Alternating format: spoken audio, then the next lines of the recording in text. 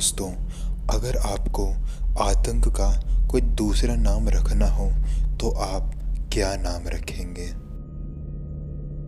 जो भी आपने सोचा है वो आप नीचे कमेंट्स में बताएं।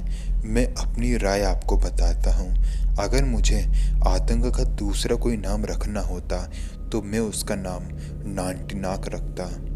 कल के वीडियो में मैंने आपको अलास्का के एक बहुत ही खतरनाक मॉन्स्टर जिसने वहाँ पर आतंक मचा रखा है आज तक भी पिछले 150 सालों से उसके बारे में बताया था। उसका नाम नानटीनाक है। वो कभी भी पोर्ट लोक में इंसानी बस्ती बसने ही नहीं देता और लोग उस पोर्टलॉक जैसी जगह पर जाने से थर थर काँपते हैं और जो भी वहाँ जाता है सिर्फ उसकी मौत की खबरें ही वहाँ से आती हैं। दोस्तों, आज के वीडियो में मैं आपको पोर्ट चैथम और पोर्टलॉक और इस नानटीनाक की 2 सच्ची कहानियाँ बताने वाला हूँ, तो आप वीडियो को तो एंड तक ज़रूर देखिएगा।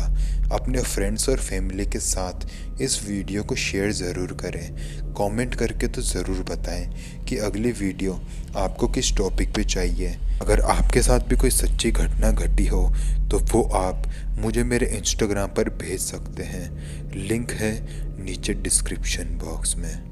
दरअसल इस पूरी कहानी की शुरुआत होती है 1800 के दशक से।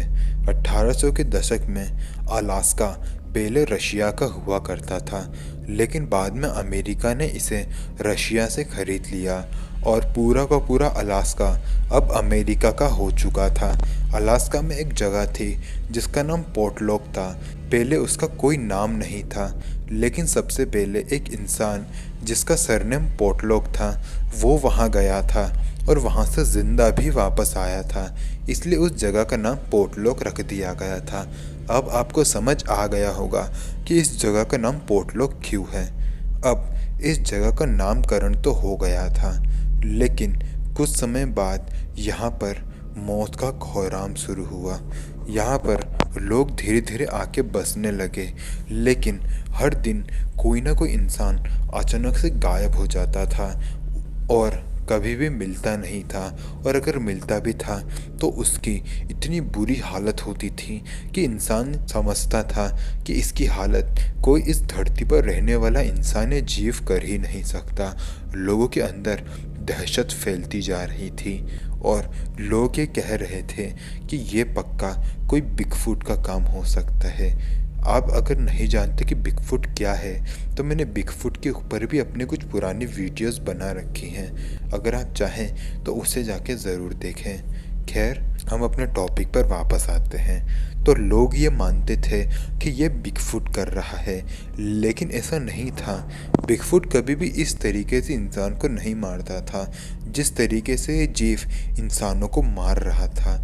लोग धीरे धीरे करके वहाँ से जाने लगे और अब पोर्टलॉक पूरी तरीके से सुनसान हो चुका था। वहाँ कोई भी अपनी बस्ती बसाना नहीं चाहता था। पोर्टलॉक के आसपास जितने भी आदिवासी रहते थे उनका यही मानना था कि यहाँ पर एक शैतान रहता है जिसको उन्होंने नानटीनाक नाम दिया है। वो शैतान कभी भी यहाँ पर इंसानी बस्ती बसने नहीं देगा।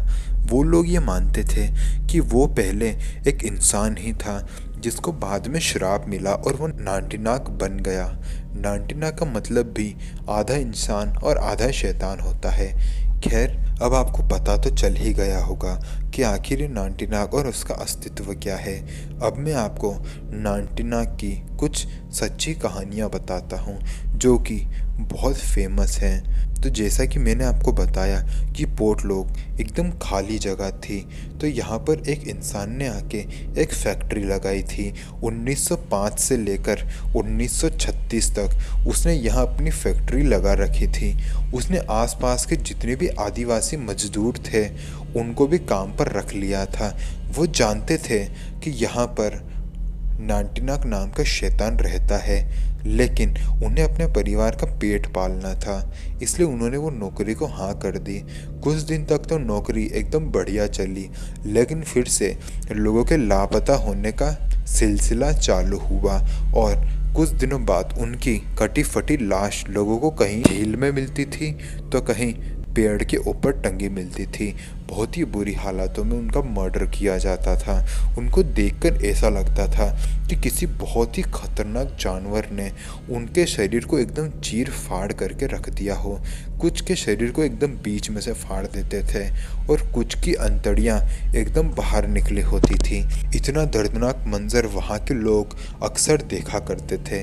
लोगों ने अपनी नौकरियां छोड़ने की भी कोशिश करी क्योंकि उन्हें अपनी जान की फिक्र थी, लेकिन उस फैक्ट्री के मालिक ने उन लोगों को डबल पगार देने का लालच दिया और वो लोग मान भी गए और वहीं काम करने लगे। तो सबसे पहली घटना है 1910 की, जो मैं आपको सुनाने जा रहा हूँ। फैक्ट्री में कुछ लोग काम कर रहे थे और उन्हीं में से 3 लोग शिकार करने के लिए जंगल में गए। वो जानते थे कि नांटीनाग जंगल में है, लेकिन फिर भी वो लोग शिकार करने के लिए गए। उनके हाथ में कुछ तीर और तलवारें भी थी अपनी प्रोटेक्शन के लिए।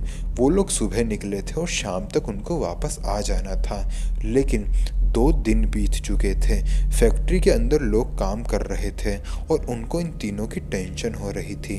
फैक्ट्री में काम कर रहे लोग इन तीनों को ढूंढने के लिए 2 दिन बाद जंगलों में गए। उन्हें एक पेड़ के नीचे एक इंसानी लाश मिली, जो कि ये बता रही थी कि उन तीनों में से किसी एक की ही लाश है। बाकी 2 की लाश कभी भी बरामद नहीं हुई। उस लाश को बहुत ही बुरी हालतों में बरामद किया गया था। उसको एकदम बीच में से फाड़ दिया गया था। उसका एक हाथ और सर गायब था। उस लाश को जब डॉक्टर के हाथ में दिया गया तो डॉक्टरों ने क्लियरली ये कह दिया कि इस तरीके की मौत कभी भी कोई इंसान किसी दूसरे इंसान को नहीं दे सकता और इस तरीके की मौत कभी कोई जानवर भी किसी आदमी को नहीं देता। ये पक्का कोई बहुत ही बड़ा जाइंट है जो कि ये काम कर रहा है। आदिवासी लोग ये बात जानते थे कि ये पक्का नांटीनाग ही है और वही ये सब कर रहा है, क्योंकि उनके हिसाब से वो बहुत ही विशालकाय और एकदम बेरहम जाइंट था।